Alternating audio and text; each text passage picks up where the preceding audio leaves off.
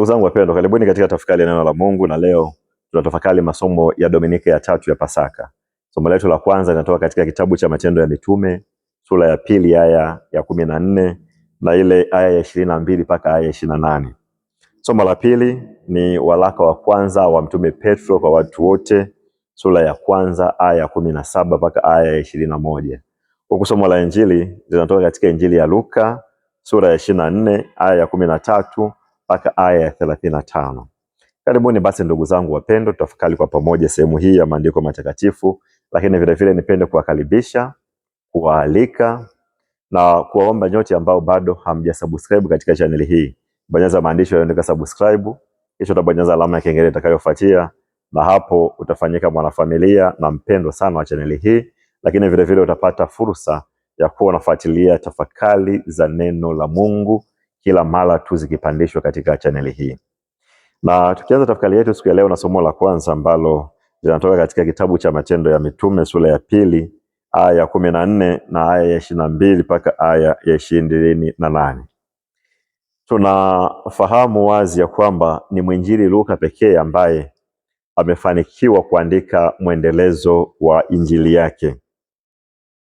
Tukianza na injili ya Marko yenyewe imetamatika kwa simulizi la kaburi kuwa wazi, ambapo Yesu aliwatokea wanafunzi wake, lakini vile vile Yesu akapaa kwenda mbinguni, na baada ya hapo tunapata simulizi la wanafunzi wa Yesu wanaanza kufundisha na kuhubiri neno la Yesu, na huo ndio unakuwa ni mwisho wa injili ya Marko.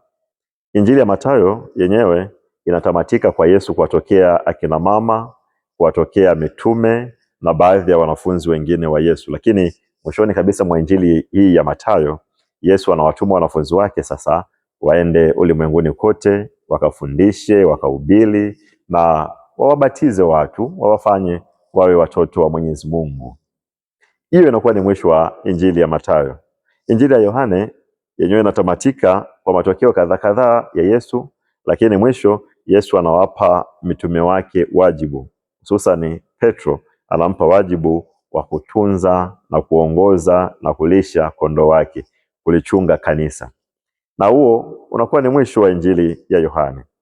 Sasa kama ni hivyo, swali linabaki, je, baada ya Yesu kuwa amepaa, ni kipi ambacho kiliendelea? Hali ya kanisa la kwanza aliloliacha Yesu lilikuwa katika hali gani? Maisha ya mitume yaliendelea kuwa katika hali ipi? Kwa ujumla ile jamii ya kwanza au jumuiya ya kwanza ya Wakristo iliendelea kuwa katika hali ipi? Katika injili hizi hakukuwa na mwendelezo zaidi. Injili ya Luka yenyewe imetamatika kwa Yesu kutoa maagizo kwa mitume. Agizo la kwanza ambalo wanawapatia mitume ni wanapaswa wawe mashahidi wa mambo hayo yote ambayo yametokea na ambayo ameyatenda Yesu. Mitume hawa wawe mashahidi. Lakini agizo la pili ambalo Yesu anawapatia ni mitume hawa pamoja na wanafunzi wake wengine waendelee kuwa wavumilivu katika mji wa Yerusalemu, wakisubiria uvuvio wa Roho Mtakatifu. Swali linaendelea kubaki pale pale, kipi ambacho sasa ilifuata baada ya hapo?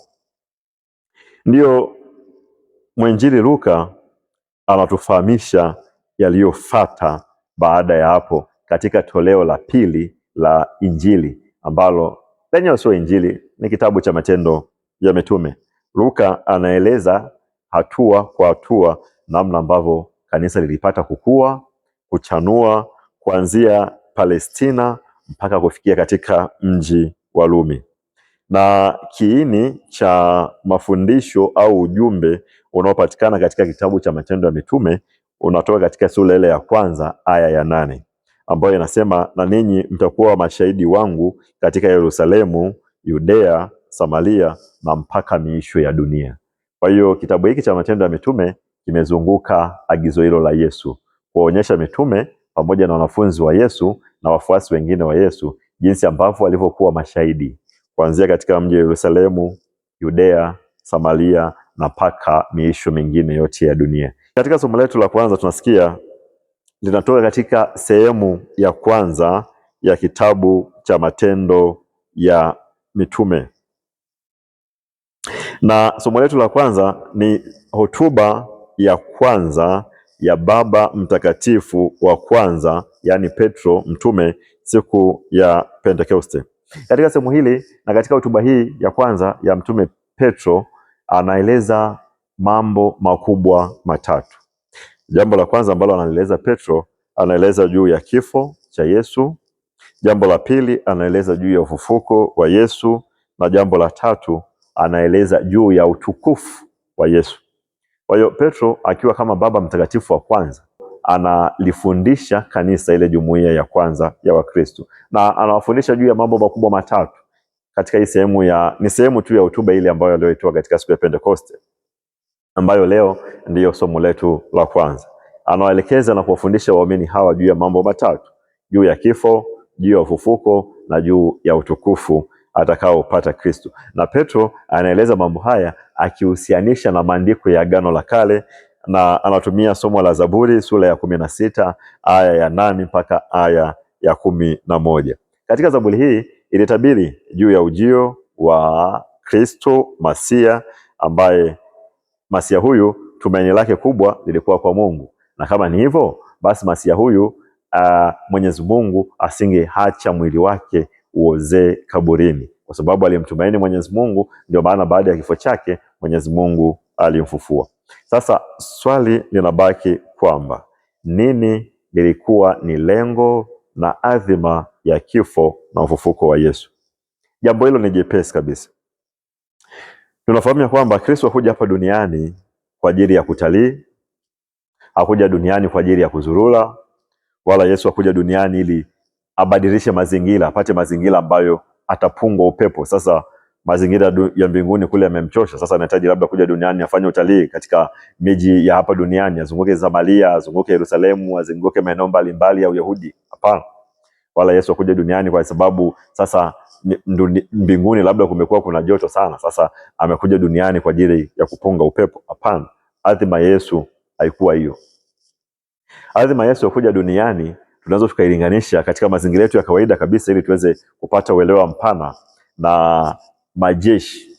Ukienda jeshini, jeshi lina taratibu moja na wote wanapata mafunzo kwa pamoja, lakini ndani ya jeshi vile vile mle kuna vitengo mbalimbali tofauti, lakini vyote katika lengo moja la jeshi. Kuna vitengo vinavyoshughulika na masuala ya afya, kuna vitengo vinavyoshughulika na masuala ya uchumi, kuna vitengo vinavyoshughulika na masuala ya ununuzi, kuna vitengo vinavyoshughulika na masuala ya elimu, kuna vitengo mbalimbali. Kila kitengo kinakuwa kina shughuli zake zinazofanya. Lakini vile vile katika ndani ya jeshi hilo hilo kuna kitengo mahususi ambacho kinashughulika na uokozi tu.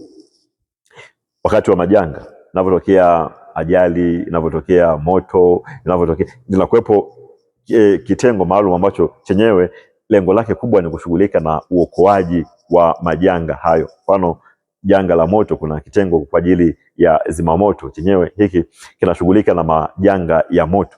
Kwa hiyo kina ufahamu moto, kinafahamu aina za moto, kinafahamu namna gani ya kuzima moto. Wamebobea katika uokoaji tu. Linapotokea swala la dharura, wao wanachukua hatamu mara moja kwa ajili ya kwenda kuokoa. Kwa hiyo na Yesu amekuja duniani kwa ajili ya uokoaji, kama jinsi ambavyo hawa maaskari wa kitengo hicho cha moto wanavyofahamu namna ya kuokoa watu kutoka katika majanga hayo ya moto. Kwa hiyo na Yesu amekuja kwa ajili ya kutuokoa sisi kutoka katika majanga, sio ya moto tena, lakini ni majanga ya dhambi. Dhambi ina matokeo mabaya, ina matatizo mabaya na inamwangamiza mtu, kama jinsi ambavyo ilivyo ajali ya moto. Ajali ya moto inavyowaka, matokeo yake ni mabaya kabisa. Unaweza ukapoteza mali au ukapoteza uhai. Wale wataalamu wa kuzuia moto na kupambana na moto wanafahamu madhara ya ajali hii ya moto ni yapi. Ndivyo ambavyo na Yesu alitufahamu sisi na anafahamu madhara yanayotokana na dhambi. Kwa hiyo Yesu alikuja sisi kutuokoa kutoka katika ajali mbaya kabisa ya dhambi. na anatutoa kule, anatuleta katika eneo lenye usalama zaidi. Ni kama vile askari wa moto anavyomwokoa mtu kumtoa katika moto na anamleta katika maeneo yenye usalama, na mtu huyu anakuwa salama salimini. Ndivyo ambavyo alivyofanya hata Yesu, na ndio hayo sasa ambayo Mtume Petro anaeleza hatua kwa hatua kwamba kifo cha Yesu pamoja na ufufuko wa Yesu vilikuwa ni kwa ajili ya kumtoa mtu kutoka katika ajali ya dhambi na kumleta katika eneo salama. Na katika somo la pili ambalo tunatoka katika kitabu waraka wa kwanza wa Mtume Petro kwa watu wote, sura ya kwanza aya 17 mpaka ile aya 21. Somo hili sasa ni ufafanuzi wa hotuba ya Papa wa kwanza, kiongozi wa kwanza wa kanisa, Mtume Petro siku ya Pentekoste. Kwa hiyo somo hili ni ufafanuzi wa somo la kwanza ambalo tumelisikia. Petro anaeleza manufaa ya kifo cha Kristo. Ni kwamba anachokisema katika somo hili, Petro anasema ya kwamba manufaa ya kifo cha Kristo kile kwanza kilikuwa ni sadaka. Kama ni sadaka, maana yake haina manufaa kwa mtoaji, bali ina manufaa kwa mpokeaji. Mtu anapokutendea wema, anakupa kitu ambacho wewe una uhitaji nacho. Kwa mfano, una uhitaji sana wa mavazi na umejaribu namna nyingi kupata mavazi, imeshindikana. Anapokuja mtu mwingine anakupa wewe yale mavazi. Ukiyapokea yale mavazi, haya mavazi yanakuwa yana manufaa kwako wewe uliyepokea, sio kwa yule ambaye ametoa. Au una uhitaji wa chakula, anakuja mtu katika hali hiyo ulionayo ya njaa kali, anakupatia wewe chakula, unakula, unashiba. Wewe uliyeshiba ndio ambaye una manufaa ya chakula kile ulichopewa, sio yule ambaye aliyekupatia wewe chakula. Wewe uliyokipokea ukala ukashiba, umepata manufaa ya kile chakula, sio yule ambaye amekupa wewe. Na katika ukombozi ni hivyo. Anapokuja askari wa kuzima moto na wewe ulikuwa katikati ya moto, umezungukwa na moto, mbele, nyuma na pembeni kote ni moto, na ukitafakari maisha yako sasa, unaona maisha yangu yanaishia kwenye moto na hauna namna nyingine ya kujinasua na huo moto. Anapokuja askari wa kuzima moto, anafanikisha kuzima huo moto na anakutoa ukiwa salama salimini katikati ya moto. Anayenufaika ni wewe uliyekombolewa kutoka katika ule moto, sio yule askari aliyekusalimisha katika ajali hiyo ya moto. Kwa hiyo manufaa hayo unayapata wewe, sio huyu ambaye ameleta msaada kwako. Alikadhalika vile vile na ukombozi wa Kristo. Kristo alikubali aibishwe, ateswe, atukanwe, atemewe mate, asulubishwe na auawe. Yote hayo sio kwa ajili ya manufaa yake, ila ni kwa ajili ya manufaa yako wewe ambaye umekombolewa na Kristo. Kwa hiyo kwa kufa kwa Kristo msalabani, mimi nimenufaika. Kufa kwa Kristo msalabani, wewe umenufaika. Na kufa kwa Kristo msalabani, dunia nzima imenufaika. Kwa hiyo anachokizungumza katika somo la pili hapa Mtume Petro, kiongozi wa kwanza wa kanisa, ni kwamba mateso, kifo na ufufuko wa Kristo havina manufaa kwa Kristo, lakini vina manufaa kwetu sisi. Na manufaa hayo tunayapataje? Tunafahamu ya kwamba baada ya kuwa tumemkosea Mwenyezi Mungu na Mwenyezi Mungu kuwa ametuadhibu na akatufukuza katika bustani ya Eden, kila mmoja alipaswa abebe msalaba wake, kama wanavyosema msemo wa Swahili, kila abiria achunge mzigo wake. Kwa hiyo kila mmoja alipaswa awe na wajibu katika madhambi yake na yote hayo. Kwa hiyo kila mmoja adhabu ilikuwa iko juu yake.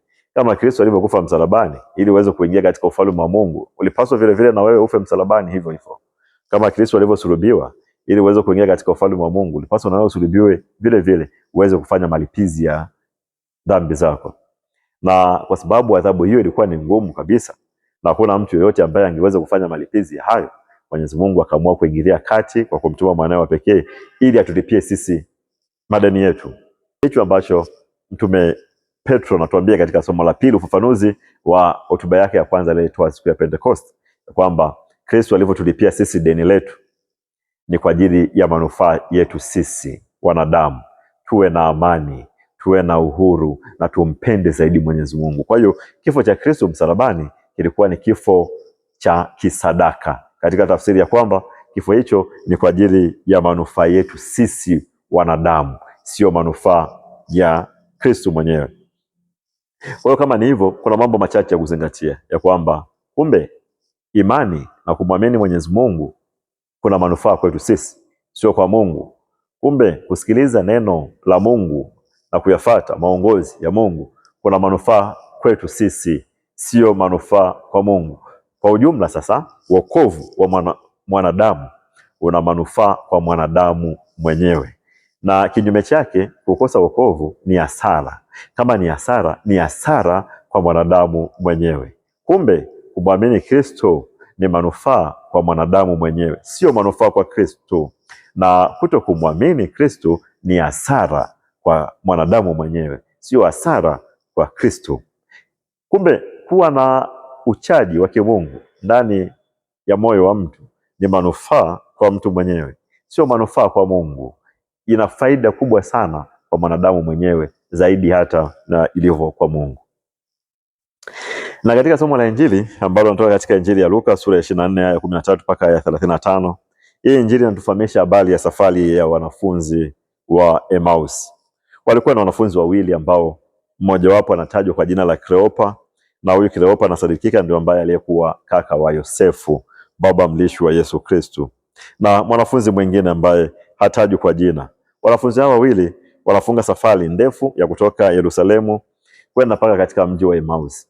Na hapa mwandishi wa Injili hii Luka mwinjili ametumia jina hili la Emmaus kama jina la kubumba, la kudhania. Kwa hiyo ni jina la kibibilia zaidi. Hakuna mji ambao uliitwa Emmaus. Luka mwinjili aliamua kuficha utambulisho wa mji huu kwa kupatia jina lingine la Emmaus.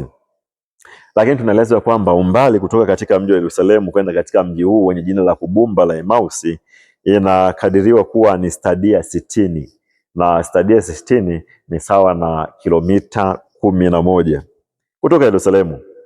Iko miji baadhi minne ambayo inayohusishwa na jina hili la kubumba la Emmaus, na miji hiyo ni miji ya Nikapoli, mji wa Kolonia, mji wa Dikwibebe na mji wa Abu Gosh, ndio miji ambayo inayotajwa. Na Mtakatifu Sirilo wa Alexandria aliyeishi karne ya 4 anasema kwamba wanafunzi wa Emmaus hawakuwa mitume 12 wale wa Yesu, lakini ni miongoni mwa wanafunzi wengi wa Yesu. Sasa safari hii ya kutoka Yerusalemu kwenda Emmaus ni safari ya msingi sana ili katika kufikiria au katika kufahamishwa juu ya habari za ufufuko wa Yesu Kristo. Sasa tunaweza tukajiuliza, je, lengo la safari hii ya hao wanafunzi ilikuwa ni lipi? Lengo la safari ilikuwa ni ipi? Lengo la safari ya hawa wanafunzi ilikuwa ni kurudi nyumbani katika miji yao hiyo ambayo inatajwa, mji wao wa Emmaus katika lugha jina hilo la kubumba. Na wanafunzi hawa wanarudi nyumbani kwa sababu walikuwa wamekatishwa tamaa kabisa na kifo cha Yesu. Walikuwa wamefadhaika moyoni, matumaini yao waliokuwa nayo kwa Yesu sasa yamezima, yamefifia, yamekufa. Walikuwa wakimfuata, wakimwamini amekufa, wanaona kama vile sasa ni mwisho wa maisha yao ya ufuasi. Wanaamua kurudi nyumbani wakiwa na majonzi, mioyo yao imejaa uchungu, matumaini yao yamekufa. Sasa wanaamua kurudi makwao, na walijaa masikitiko makubwa sana. Wanaamua kuondoka katika mji wa Yerusalemu, na hii kwao, siku hii ya safari ilikuwa ni siku ya malalamiko makubwa na mazito sana kwao. Wanalalamika kwamba wamepoteza muda wao, wanalalamika kwamba walipoteza nguvu zao na mali zao katika kumtumikia Yesu, lakini sasa huyu aliyemtumikia na kumwamini sasa amekufa. Kwa hiyo ulikuwa ni kipindi cha majonzi na machungu makubwa kabisa, kwamba matumaini yote waliokuwa nayo sasa yameondoka. Waliamini ya kwamba hawezi akafa, sasa amekufa. wamepoteza dira kwa ujumla. Lakini katikati ya machungu ya wanafunzi hawa wanaorudi makwao, Yesu anasema pamoja na wao. Na safari hii ya wanafunzi wa Emausi inatutafakarisha sana na inapaswa iguse mioyo yetu sana, kwa sababu hali hii ambayo wanafunzi hao wa Emausi walipitia ni hali ambayo tunaipitia hata sisi katika maisha yetu ya siku zote. Katika maisha kuna nyakati ambazo unajihisi kukata tamaa, uhitaji kuendelea mbele, unajihisi uchovu, unajihisi uzito, unajihisi uchungu, matumaini wakati mwingine yanakufa, yanafifia.